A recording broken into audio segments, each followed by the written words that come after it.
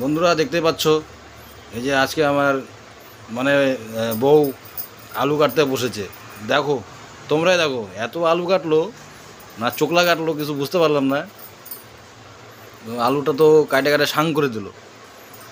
চোখের সাথে আলুই খাও তুমি, চোখে কাটে দিব না তাহলে তোমাকে। কি বলে, তোমরা কি বলতে যাচ্ছ বলো? ও বললো যে চোকলা সুদ্ধাই খাও, তাহলে তো মানুষ কি চোকলা সুদ্ধা খায়? চোখলা কাটলে কোনো অসুবিধা হচ্ছে, চোখলা শুদ্ধই দিব তোমাকে।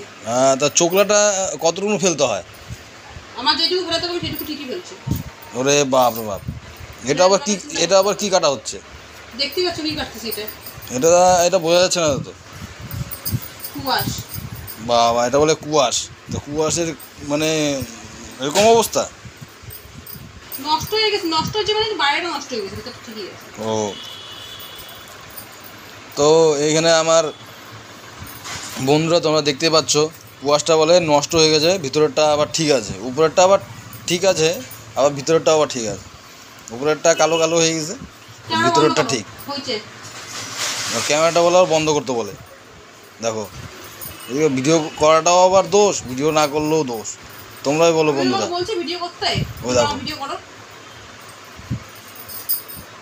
না আমার মাঙ্কু ম্যান একটু বেশি বেশি কথা বলে, তো কখনো কখনো আবার চিন্তা ভাবনা করি যে না কী করবো বাড়িতে বসে।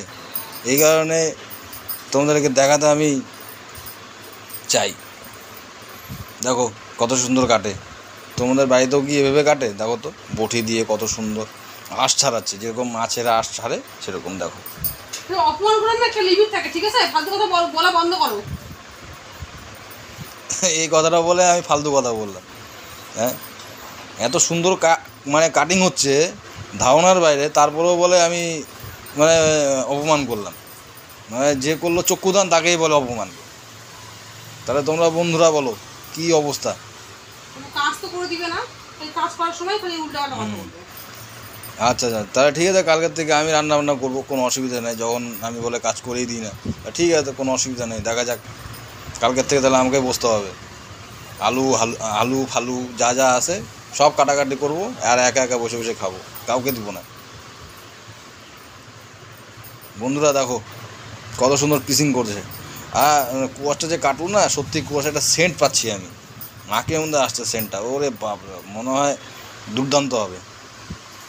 তা আলু আরও কি কাটার কিছু আছে? ও, এবার মাঙ্কুমের একটা বড় একটা আলু নিল।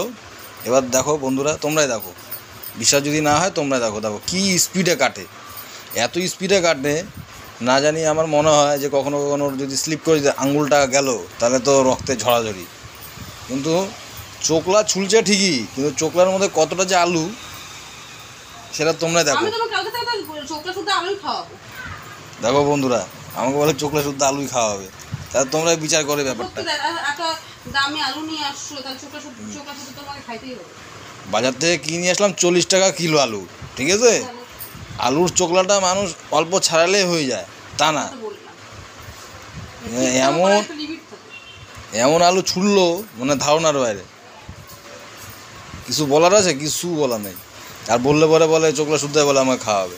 আরে চোকলাকে আমি না ছুলতে বললাম, ছুলো তো, সেরকম একটা ছোলা একটা ব্যাপার আছে না?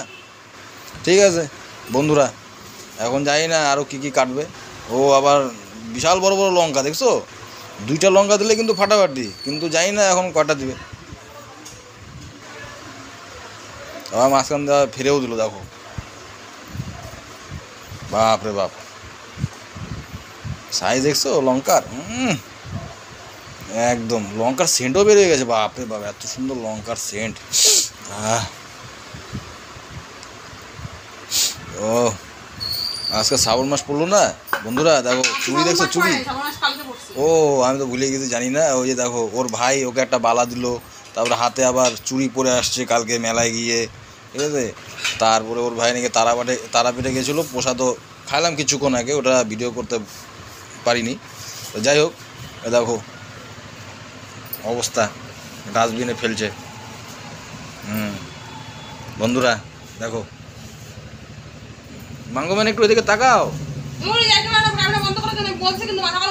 ও আচ্ছা আচ্ছা, মাথা বলে গরম হয়ে যায়। তাহলে বন্ধুরা চলো রাখি, আজকের মতন এখানে খেলা সমাপ্ত।